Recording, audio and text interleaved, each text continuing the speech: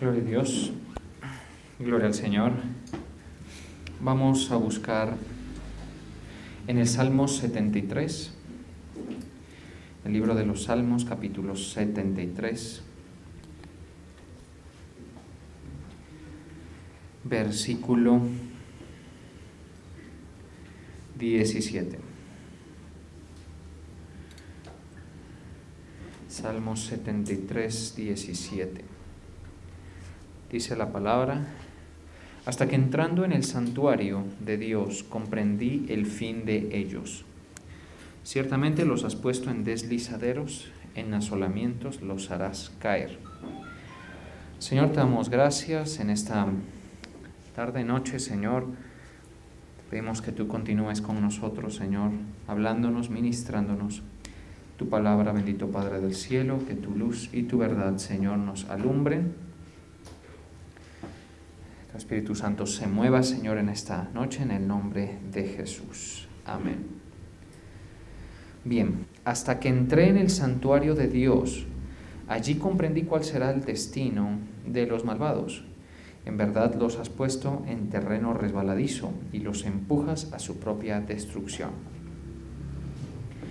Bien, aquí el salmista viene hablando y orando en una reflexión bien interesante, porque él se muestra en este salmo bastante insatisfecho, el salmista, ¿sí? Indicando lo mucho que le molestaba a él mirar la prosperidad de los impíos, el bienestar que alcanzaban los impíos. Básicamente él está siendo honesto y aceptando que él tenía envidia de los resultados del bienestar, la prosperidad de los impíos, ¿sí? Eso es lo que él está aceptando. A nosotros nos cuesta mucho aceptar las cosas, ¿no? Y pienso que el ambiente de oración nos permite hacerlo. En el ambiente de oración uno puede ser honesto, puede decir, bueno, a mí esto es lo que me molesta, veo que está sucediendo esto, yo soy así, bueno, en fin, es decir, pienso que uno de los pocos lugares donde podemos ser nosotros mismos, donde podemos ser completamente honestos, es en un ambiente así de oración como el que está teniendo el salmista, ¿sí? Básicamente él se está mostrando con su situación delante de Dios, diciendo que casi resbaló, dice, por poco resbalaron mis pasos. Eso estoy diciendo versos previos a lo que leímos. Si leemos en el versículo 2 del capítulo 73, usted mire, dice, en cuanto a mí, dice, casi se deslizaron mis pies, por poco resbalaron mis pasos. O sea, él está diciendo, estuve cerca. Es decir, el poder, la capacidad de desestabilizar las emociones a una persona son considerables, son bastante considerables. En este caso, la envidia, mire qué cosa, porque él dice, porque tuve envidia, ¿sí?, de los arrogantes. Entonces, ¿qué fue lo que a él lo acercó a la posibilidad de caer? En la que dice, casi se deslizaron mis pies. ¿Qué fue eso? Ese sentimiento de envidia que él tenía, ¿sí?, que él tuvo, ¿sí?, cuando vio que gente que él denomina arrogantes aquí, los denomina así, dice que ellos habían prosperado, ¿sí? Insisto, vemos una forma de orar muy honesta, ¿no? Diciendo, bueno, el problema mío es que me dio envidia, o sea, miré lo que estas personas, que yo llamo arrogantes aquí, el salmista, han logrado, y honestamente me desestabilizo. Hay cosas así en nosotros, que cuando las vemos nos desestabilizan, ¿sí? Y el ser humano está en esa penosa situación de estarse comparando. Realmente nosotros, por mucho que no queramos, siempre estamos como contrastándonos con otros, viendo si somos iguales, mejores, si tenemos lo mismo o menos, si tenemos más o menos que los otros. esa es una de las cosas que evidencia que en nosotros pues hay una condición espiritual muy decadente, ¿no?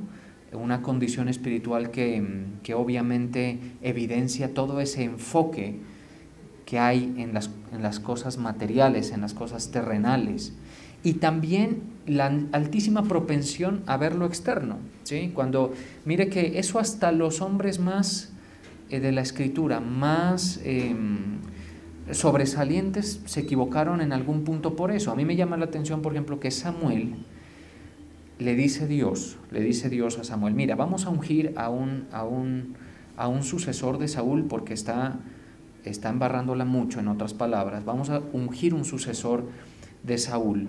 Ve a casa de Isaí de Belén, ahí vas a encontrar unos muchachos, bueno, ahí te va a decir quién es, ¿listo? Cuando Samuel llega, el propio profeta se sintió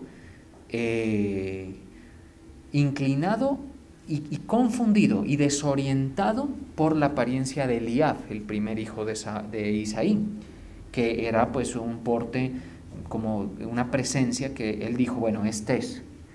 Así es decir, nosotros tenemos esa dificultad y eso hace parte de algo que debemos aceptar, es decir, nosotros vemos mucho lo externo, vemos mucho y eso nos convence o nos disuade,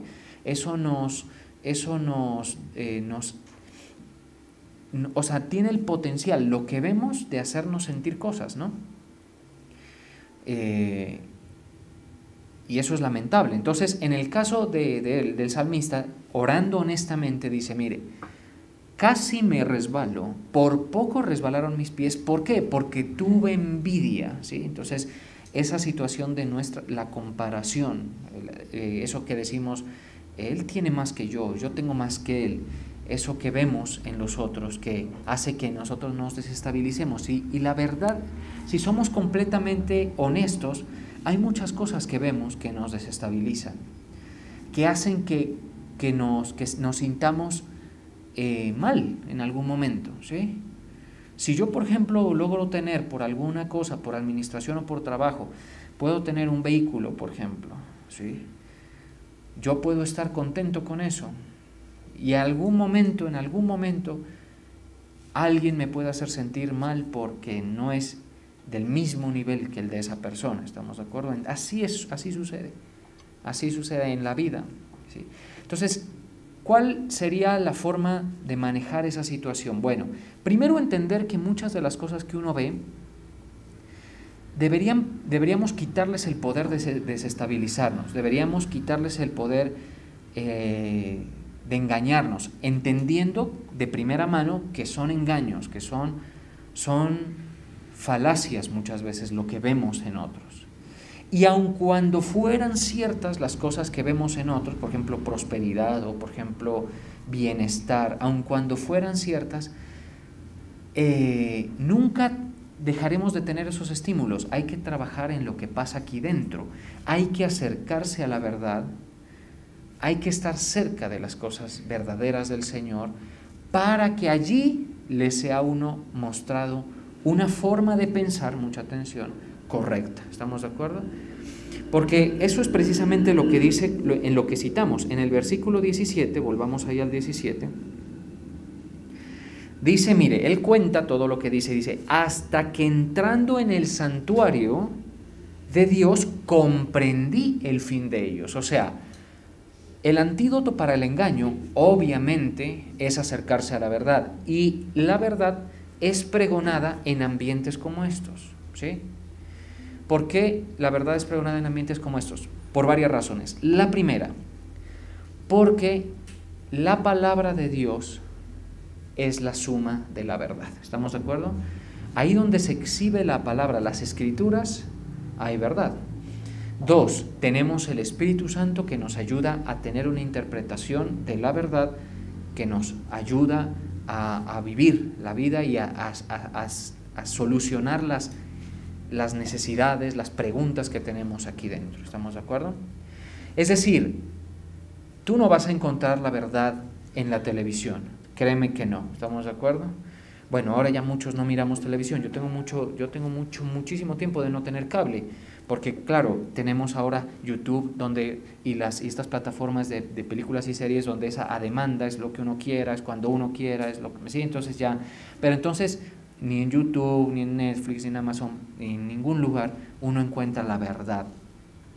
De hecho, es muy pocas expresiones artísticas como el cine o la música, muy poco de eso puede llegar a reflejar condiciones de verdad. Obviamente hay películas que son completamente una mentira, una ficción, ¿sí? Una presentación exacerbada de las emociones, engañosas, ¿sí? Pero hay unas muy poquiticas que reflejan un poquito más la condición humana, ¿no? Que reflejan la debilidad, reflejan la desigualdad, reflejan, por ejemplo, las dificultades emocionales que vive la gente, pero ninguna, mire qué cosa, aunque esas se acercan, mire, ¿sí? Ninguna refleja la verdadera condición del hombre mortal y condenado por la justicia de Dios. Ninguna, ¿estamos de acuerdo? Ninguna. Porque si tú me dices, por ejemplo, que hay películas como, por ejemplo, Avengers o estas de Marvel, todo eso, que son súper entretenidas, nadie dice que no, pero hay por ejemplo, uno ve superhéroes, hombres o personas con poderes digamos sobrenaturales. Hay unos que sí, otros los explican de otra manera, pero uno dice, bueno, eso es una falacia, todo hay que explicárselo a los niños así, ¿sí? Y que no pase de ser un entretenimiento, pero ver lo engañoso que es decir, el hombre no puede, en el hombre no hay salvación, en el hombre no hay poder, ¿sí? Eso está bien. Hay otras películas, esa es completamente mentira, hay otras películas que ya te muestran lo duro, por ejemplo, que es la vida, te muestran, por ejemplo, la condición emocional. También eso ya es algo más aterrizado, ¿estamos de acuerdo? Esas películas por lo general no tienen tanto consumo en taquilla, ¿sí? Las películas que son así más dramáticas, más basadas, por ejemplo, en situaciones reales, bueno, eso es así. Pero ¿qué película? Probablemente si las contáramos no podríamos usar más de 2 manos para contarlas, ¿sí?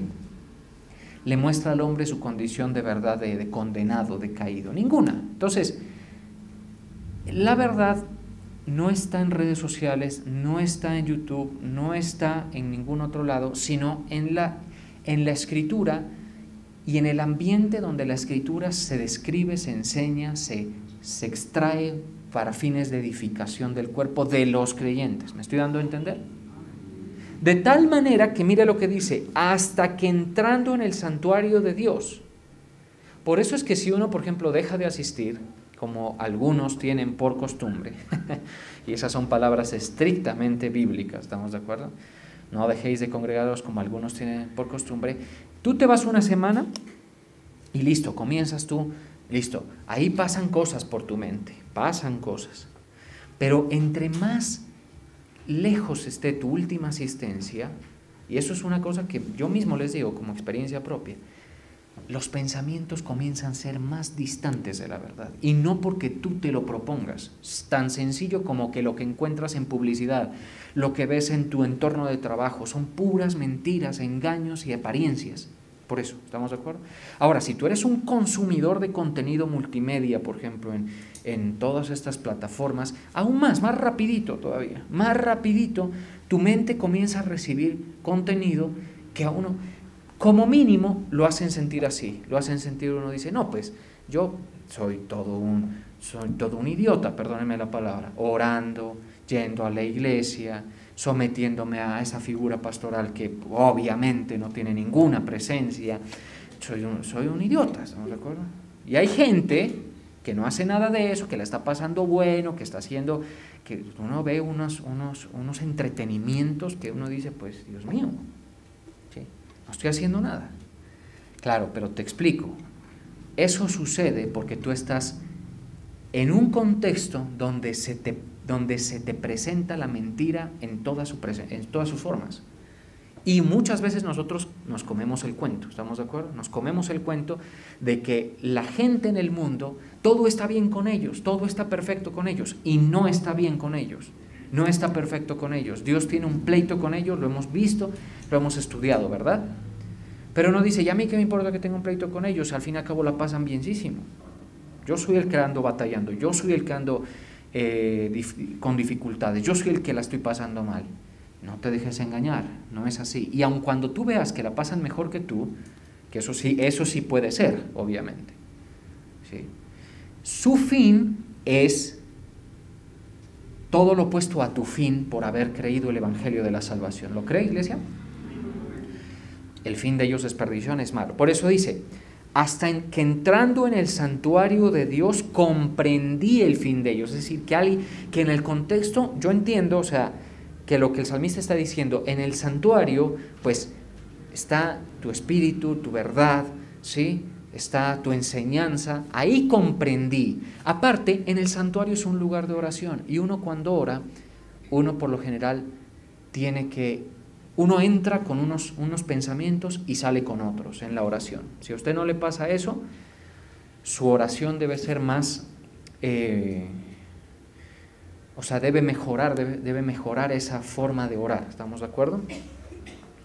Pero uno entra, entonces dice, entonces el santuario es un lugar de oración. El santuario es un lugar donde se alaba al Señor, donde se cantan salmos. Este es un salmo. Ah, claro, esas son las verdades, esas son las cosas que el mundo no imprime en nuestra mente, pero que sí deben estar. Entonces dice, ciertamente los has puesto en deslizaderos, en asolamientos los harás caer. Esta reflexión del salmista es lo siguiente, dice, el malo, el que no cree, el que no se somete a la verdad de la palabra de Dios, el que ni siquiera busca a Dios, porque convengamos que mucha gente en el mundo ni siquiera busca a Dios, ¿sí? Están en una condición resbaladiza y finalmente de muerte, ¿sí? Y de destrucción. Así mueran ellos físicamente en toda su opulencia. ¿De dónde salen estos conceptos? Pues lo que le pasó al rico que decía, voy a ampliar mis graneros, voy a llenarlos, voy a hacerlos más grandes, y ahora sí, goza la vida, come sabroso. ¿Por qué? Porque pues tienes todo lo necesario para hacerlo, ¿sí? Y el Señor le dice, necio, esta noche vienen a pedirte tu alma. Esa es la verdad que el hombre no quiere ver y que los cristianos tenemos que sostener como en medio de tanta oscuridad, ¿sí? Cuando nosotros vemos, por ejemplo, a las personas de afuera pasándola bien, haciendo lo que les da la gana, ¿sí? Ellos no tienen que aguantarse, por ejemplo, a la mujer, ¿sí? ¿Por qué? Porque como no se someten a la Biblia y están muertos en sus delitos y pecados, pues haga lo que quiera. ¿Estamos de acuerdo? Ellos no tienen, por eso hay tantas figuras hoy, por ejemplo, en los influencers, en las que no se casan, tienen su compañero, ¿sí? Compañeras, ¿estamos de acuerdo? ¿Por qué? Dicen, eso es un mal negocio, yo qué voy a estar, si yo tengo la plata, yo tengo la pinta, yo tengo la fama, yo tengo todo. El día que me aburra de esto y no me abro de esta vieja o de este man, ¿sí? Es las palabras así. Claro, es diferente tú o yo. Porque tú, si has creído el Evangelio del Señor, tú sabes que el hombre pues está en un problema. Obviamente uno se somete a la palabra y sabe que tiene que vivir sobria, justa y piadosamente. Y la Biblia dice que debemos ser leales, fieles a nuestra esposa, fieles a nuestro esposo. ¿Estamos de acuerdo? ¿Cómo no lo va a desestabilizar eso a uno? Cuando uno sale y ve que todo el mundo la pasa, no, pues, y uno soportando las dificultades que tiene el mantenerse en un orden que Dios ha establecido, ¿sí? Ahora, hablemos de la iglesia, por ejemplo, ¿sí? En la iglesia, dice, yo asisto a la iglesia, tengo que aguantarme, sufrir la sana doctrina, porque yo te digo una cosa, si tú vas a venir a la iglesia, ojalá rapidito te vayas dando cuenta que esto es sufrir la sana doctrina. ¿Estamos de acuerdo? Que esto no va a ser siempre entretenimiento, ni siempre gustos, ni siempre placer. Aquí uno viene, la verdad, cuando está recién desempacado, pues prácticamente que no hay ningún problema, pero luego ya comienzan a haber situaciones y uno ya dice, a ver, ¿por qué es que voy? ¿Por qué es que me someto? Y surgen situaciones de cualquier forma y presentación, es decir, hay dificultades, ya someterse cuesta un poco más, la rutina es otra cosa, ¿sí? Pues otra cosa es vivir en la rutina, congregándose, todo eso. En la rutina se presentan cosas. Yo me acuerdo que yo conocí a una persona en la iglesia que nadie quería estar donde él estaba, porque tenía un golpe de ala, hermano, ¿sí? en la iglesia, ¿sí? Y entonces recuerdo que pues, la gente, o sea, tocaba hacerle como la sana distancia, sí, porque era una cosa, hermano, pero qué cosa brutal eso. Migraña me daba a mí, me recuerdo, sí. Y de esas cosas que él estuvo participando en uno de los grupos en los que yo estuve. Ay, decía yo, Dios mío. No, pero en todos los grupos que había en la iglesia no puede estar sino en el mío, hermano. Qué cosa molesta, ¿sí? Nadie quería con él, ¿sí? Y era de esas personas como que no se huelen a sí mismos. Sí, porque como que no se daba cuenta y eso alzaba las manos y aleluya y todo, y el que estuviera al lado, agárrate, mejor dicho, ¿sí? Imagínense todo un culto así. Bueno, pero esa y muchas cosas son las que uno va a encontrar, a las que se tiene que someter. A una persona que danza muy duro, que canta muy duro, a una persona que canta desafinado, a una persona que no te hace buena cara cuando llegas, a una persona que no hace el trabajo lo mejor que pudiera hacerlo. Es decir, ya otra cosa es permanecer. Y entonces uno dice al final del día, ¿yo por qué, perdóneme la palabra, carajo, me tengo que estar aguantando esto? ¿Estamos de acuerdo? ¿Por qué? Y encima viene el pastor con eso del rapto, que ya me pone a mí como en una situación de alerta y bueno, y todas esas cosas. Y yo, ¿por qué me tengo que aguantar? ¿Y por qué me tengo que bueno, eso no lo va a hacer mucha gente. No lo va a aguantar mucha gente. No lo va a soportar mucha gente. ¿Sí? Porque claro, van afuera y las otras personas no se someten. Y te voy a decir algo, acostúmbrate a ver que a muchas personas de esas les va bien en algunas cosas, porque es que el evangelio no es comida ni bebida, ¿estamos de acuerdo? Es justicia, paz y gozo en el Espíritu Santo, en nuestro espíritu, ¿estamos de acuerdo? Es otra cosa, el evangelio es otra cosa.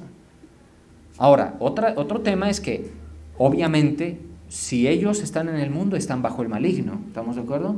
Si el maligno les puede propinar los golpes que quiera a ellos, a nosotros no, porque nosotros ya no estamos bajo él maligno, porque hemos pasado de la autoridad de Satanás a la autoridad de Dios. Y eso puede repercutir, obviamente, puede repercutir en que tú estés mejor que muchas personas, que tú estés en una condición privilegiada, pero eso dependerá, escúchame bien, de cuánto obedezcas al Señor, ¿sí? De cuánto obedezcas al Señor, dependerá. Y de cuánto el Señor te quiera dar en esta vida, en esta tierra, ¿estamos de acuerdo? Habiendo tú recibido lo que Él ya te dio, porque convengamos que a nosotros ya todos nos dio lo que es la salvación de nuestras almas, ¿estamos de acuerdo? Entonces los desestabiliza.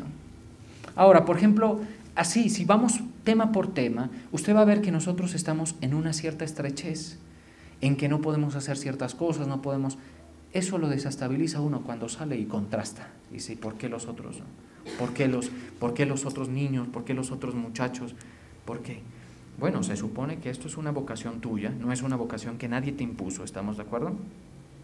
Se supone que tú estás en este camino porque has creído la palabra de verdad, el evangelio de la salvación. Si no, pues ahórrate las incomodidades y ve y vive perdidamente, porque al fin y al cabo el destino es el mismo, ¿estamos de acuerdo? ¿Cuál es el destino? La sala de espera, que es el infierno, y posteriormente el lago de fuego, porque está muerto en sus delitos y pecados, ¿sí?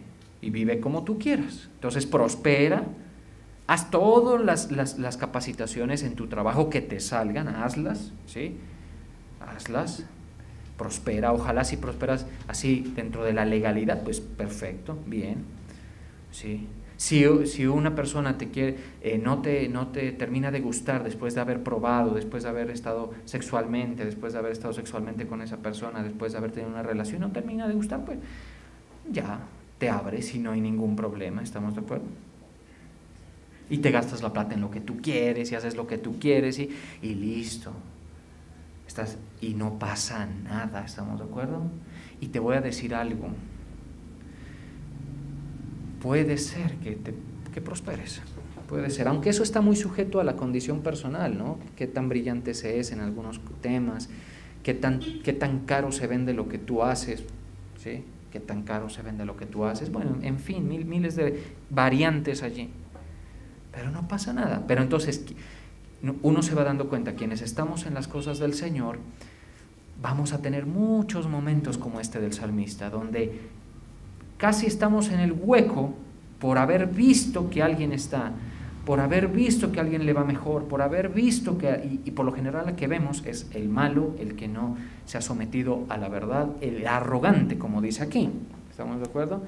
Hasta que tú te expongas a la verdad y allí tú comprendas. Entonces ya uno va comprendiendo, dice, no.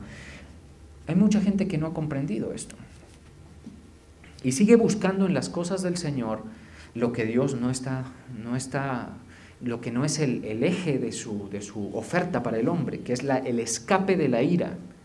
¿Sí? El mundo está bajo la ira de Dios, ¿sí? Con todas sus juergas y sus diversiones. Por eso dice un pasaje acerca del Seol, acerca del infierno, dice, ahí descienden ricos y plebeyos, con sus juergas y con sus diversiones. Así dice, ahí descienden. ¿Sí? Entonces, ese es el tema. ¿Qué le produjo al salmista? Envidia. Y entonces usted es tan pecador como el que está juzgando, porque usted tiene envidia, ¿sí? Y aún peor, menosprecia su condición de salvo, no la ha entendido, y es como el niño que lo tiene todo, ¿estamos de acuerdo?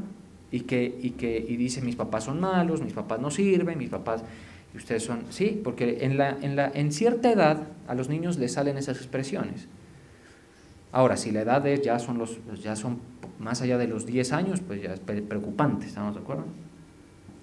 Eso está bien para los 4, 5, 6, hasta 7 años podríamos pensar, sí, pero si ya le sale esa expresión después, bueno, pero los niños en una edad tierna dicen, mi papá es malo, mi mamá es mala, mi mamá, una cosa, claro, ese es, date cuenta, a veces lo tiene todo, a veces se le ha dado todo, y no agradece. Así te portarías tú si tú no tanto sientes esto, porque si lo sientes estamos frente a una evidencia de las inmundicias de tu carne y de las mías, ¿estamos de acuerdo? Sino de qué tanto tiene el poder para desestabilizarnos, ¿estamos de acuerdo? Aquí en este caso dice, mire lo que dice el salmista. Entonces, en cuanto a mí casi se deslizaron mis pies, por poco resbalaron mis pasos, porque tuve envidia de los arrogantes, viendo la prosperidad de los impíos. Pues no tienen congojas por su muerte. Mire, no tienen congojas por su muerte. Esa es una evidencia, por ejemplo, de la falta de temor de Dios. Y es que la gente acepta la muerte, pues como que si fuera, digámoslo así, algo tan natural, que obviamente lo es, pero a ver, pensemos en esto, cuando nos enteramos que Dios no quería eso para el hombre, pues ya cambia la cosa, ¿estamos de acuerdo? Y entonces el impío no siente congojas por su muerte, él está viviendo la vida a full, como se dice, porque no tienen congojas por su muerte, pues su vigor está entero.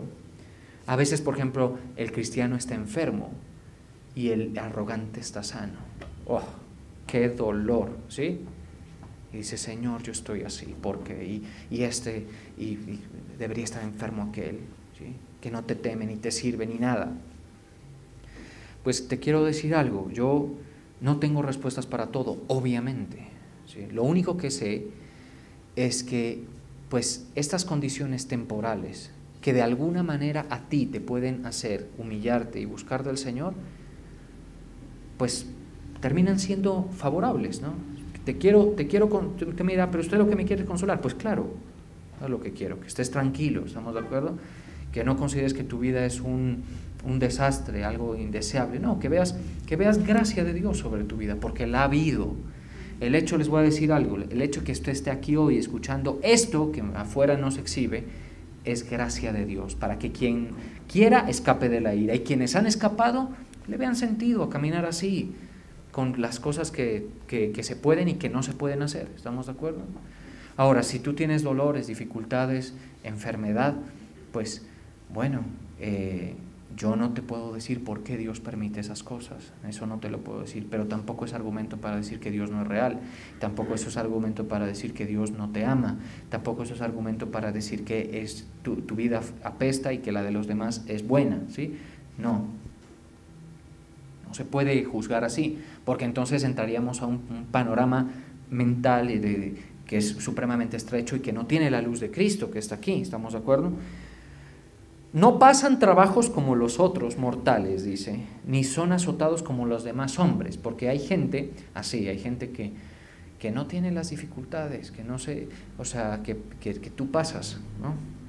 Pero son mortales, esa es la situación.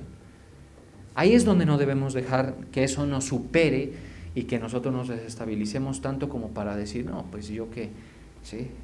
No pasan trabajos ni son azotados como los demás hombres. Por tanto, la soberbia los corona. Generalmente, mire, cuando a la gente le salen muchas cosas bien, tienen muchísimas cosas aparentemente pues favorables, ¿qué es lo que sucede? Lo que dice la palabra, la soberbia los corona. Aún en esa posición están en una posición que más duro los pone contra la verdad del Señor, el Evangelio de Cristo. ¿Sí? Muy difícilmente una persona sale de allí. ¿Sí? Aunque sí se puede, porque no es sino que esa persona sea honesta y te va a decir a ti y a mí y a todos, nos va a decir, yo tengo mis situaciones, mis dificultades y las veo y necesito a mi Redentor, necesito al Señor. ¿Sí? Pero obviamente ese paso muy poca gente lo da, ¿no? Los ojos se les saltan de gordura y logran con creces los antojos del corazón. Claro, el salmista estaba diciendo esto, ¿qué sentido tiene esto que yo hago? Restringirme, obedecer. ¿Por qué si yo no la paso igual de bien? ¿Por qué si a mí no me sale esto, no me se abre esta puerta o se me abre esta otra? Se mofan y hablan con maldad de hacer violencia y hablan con altanería. Ponen su boca, ojo, ya es un nivel sobresaliente de soberbia. Ponen su boca contra el cielo y su lengua pasea la tierra. Eso significa, en otras palabras, vamos a leerlo en varias versiones, con su boca increpan al cielo. ¿Y por qué Dios? ¿Y por qué si Dios existe? Una cosa típicas argumentos de este tipo de personas. Con la lengua dominan la tierra, mire, dice la Nueva Versión Internacional. Sigue diciendo, volvamos ahí. Por eso Dios los hará volver a su pueblo, Dios hará volver a su pueblo aquí, y algunas, bueno, serán traídas. Vamos a leer la parte final. Entonces ya en el 17 dice, hasta que entrando en el santuario de Dios comprendí el fin de ellos. Comprende cuál es el fin del impío, por muy bien que la pase aparentemente aquí. ¿Cuál es el fin? ¿Y cuál es el fin tuyo que estás aceptando la verdad del Evangelio de nuestro Señor Jesucristo? ¿Sí? ¿Cuál es el fin tuyo? ¿Y cuáles son las ventajas de estar ahora en el reino de la luz? ¿Cuáles son esas ventajas? ¿Cuáles son las ventajas de estar cerca del Señor? Por supuesto que las hay. ¿Sí? El Señor te va a levantar, el Señor te va a ayudar, te extiende su mano, te orienta, te da palabra para los momentos de tu vida, te alimenta, porque la Biblia dice que no solo de pan vive el hombre. Y entonces el Señor aquí los está alimentando para que ustedes manejen las situaciones de su vida, les da la estructura espiritual para hacerlo. Y si hay logros en esta vida, genial, los va a haber, te quiero decir algo, los va a haber. El Señor es fiel, y más con los siervos. Mire, entre ustedes hay siervos del Señor, va a haber su respuesta, su fidelidad. No es lo mismo una persona que no tiene participación en las cosas del Señor como quien sí lo hace, ¿sí? Así te lo digo, siempre va a haber. Por lo general, cuando pasan las crisis es que se ve, pero bueno, no lo pongamos tan inmediato, pongámoslo abierto a cuando Dios quiera mostrarse en la vida, diciendo, yo estoy contigo. ¿Cómo han sido asolados de repente? Perecieron, se consumieron de terrores. Bien, ahí está, el salmista ya está en otra frecuencia, digámoslo así. Mire, leamos esta parte última que dice en el 21. Se llenó de amargura mi alma, porque esto lo amarga. O sea, si tú has tenido esta situación, puede llegar a este punto de amargarte. Y en mi corazón sentía punzadas. O sea, esta la pasada estaba pasando mal. Tan torpe era yo que no entendía, era como una bestia delante de ti. Bien. Sí. La clave aquí, mis hermanos, es estar en las cosas, congregándose. Porque mire lo que dice, con todo yo siempre estuve contigo, me tomaste de la mano derecha, y eso les digo que va a suceder con todos ustedes. Me tomaste de la mano derecha, me has guiado según tu consejo, y después, ¿qué? Léanlo ese, por favor. Eso, ¿sí? Y después me recibirás en gloria. Yo digo, si el Señor nos guía con su consejo en la tierra, nos toma de su mano en la tierra y luego nos recibe en gloria, ¿ya no es suficiente para sentirse bendecido? Para sentirse mejor en una condición de afortunado frente a los demás, que tienen mejor carro que tú, que tienen mejor trabajo que tú, que tienen mejor proyección que tú en la tierra. Bueno, si eso no es suficiente, no lo vas a tener. No busques en el Señor las riquezas injustas, no las busques. Ve y conságrate a tu proyecto y haz tu vida y vamos a ver qué tan lejos te puedes llegar. Y créeme que nadie va a estar viendo, ay, que mire cómo le ha ido de bien. Pues si le va bien, ¿estamos de acuerdo? Pero para mí, yo estuve contigo, me tomaste de la mano, me has guiado según tu consejo y después me recibirás en gloria. Esa es la meta, la bendición, lo que hace que nuestra vida cobre sentido, que nuestros esfuerzos cobren sentido, que nuestra santificación cobre sentido, que nuestras restricciones cuando nos restringimos cobren sentido, que nuestra obediencia a la fe cobre sentido. ¿Estamos de acuerdo? Eso es lo que hace, que luego el Señor nos recibe en gloria. Terminemos con esto, mire.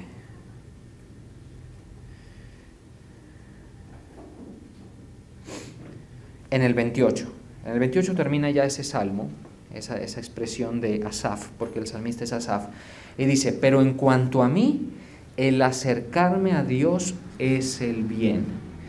He puesto en Jehová el Señor mi esperanza para contar todas sus obras. Confía en el Señor, obedece su consejo, sigue al Señor, no dejes que las mentiras del mundo se te impregnen a tal punto que te desestabilices, tu alma comience a desear, comienza a desfallecer, a inquietarse. Sigue al Señor, sigue su palabra. Y bueno, aquí dice, al acercarme a Dios es el bien. Para nosotros el acercarnos al Señor es el bien.